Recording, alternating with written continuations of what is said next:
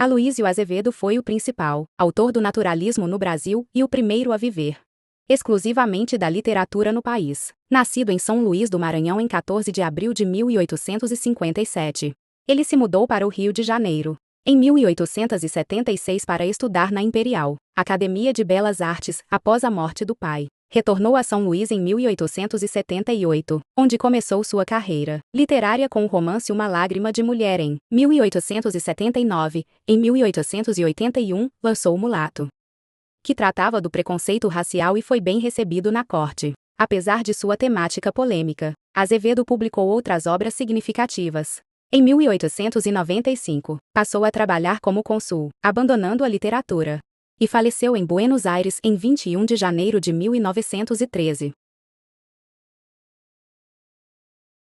Adolfo Caminha nasceu em 29 de maio de 1867. Em Aracati, Ceará, e ficou órfão de mãe aos 10 anos. Mudando-se para o Rio de Janeiro. Estudou na Escola Naval até 1885 e trabalhou em Fortaleza, onde cofundou o Centro Republicano Cearense. Sua vida amorosa, marcada pela relação com Isabel de Paula Barros, uma esposa de oficial, levou à sua demissão e à fundação da Revista Moderna. Em 1895, publicou seu livro mais famoso, Bom Crioulo. Apesar de seu reconhecimento, Caminha escreveu obras com conteúdos racistas e homofóbicos, como evidenciado em sua defesa em Um Livro Condenado. Ele faleceu em 1º de janeiro de 1897. No Rio de Janeiro, devido a complicações da tuberculose.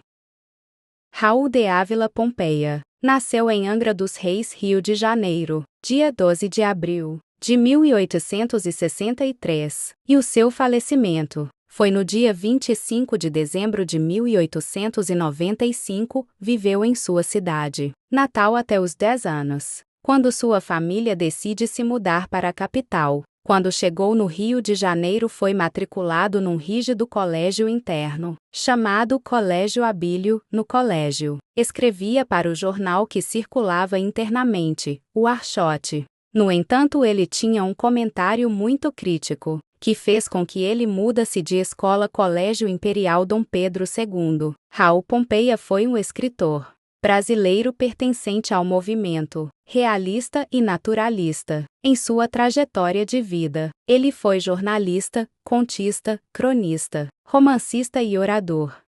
Dentre suas principais obras, destacam-se Uma Tragédia no Amazonas, 1880, A Queda do Governo, 1880, Microscópicos, 1881, Canções e Metro, 1881, As Joias da Coroa, 1882, O Ateneu, 1888.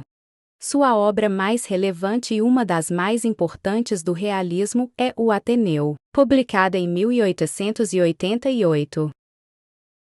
Júlio César Ribeiro Von nasceu em Sabará, Minas Gerais, em 16 de abril de 1845, filho do casal George Washington Von e Maria Francisca Ribeiro Von. Sendo professora, sua mãe lhe oferece os estudos primários, matriculando-o, posteriormente, em um colégio da região. Em 1862, deixa Minas e ingressa na Escola Militar do Rio de Janeiro, abandonando-a 3 anos depois, para se dedicar às atividades do jornalismo e ao magistério, às quais possuía estreita afinidade, dado o conhecimento das línguas clássicas grego e latim e modernas.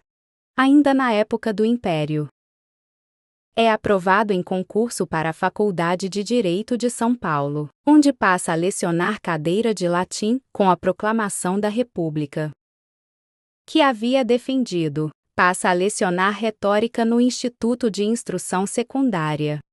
Contudo, é no jornalismo que encontra seu campo mais prolífico de atividade intelectual, como proprietário, diretor e colaborador de diversos jornais, entre eles, o Sorocabano, o Estado de São Paulo e a Gazeta de Campinas. Nesses veículos, publica principalmente seus estudos sobre arqueologia, filologia e áreas afins. Em contrapartida,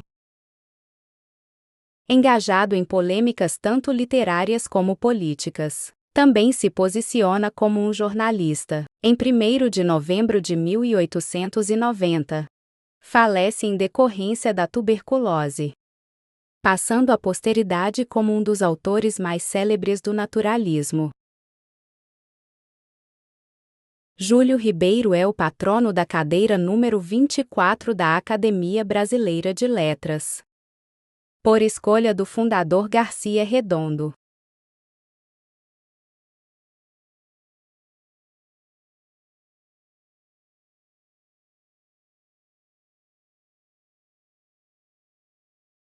Júlia Lopes de Almeida nasceu em 24 de setembro de 1862, no Rio de Janeiro. No entanto, foi criada em Campinas. Mais tarde, quando demonstrou interesse pela literatura, recebeu o apoio do pai, um português rico e culto. Em 1886, ela foi morar na cidade de Lisboa, em Portugal, onde publicou, em coautoria com a irmã, o livro Contos Infantis. Nesse país, ela se casou com o poeta português Filinto de Almeida, 1857 a 1945. Além de publicar o seu primeiro livro Traços e Iluminuras, voltou ao Brasil em 1888. Considerada uma escritora com ideias avançadas para a sua época, já que defendia a abolição da escravatura, a república, o divórcio, a educação formal de mulheres e os direitos civis. Júlia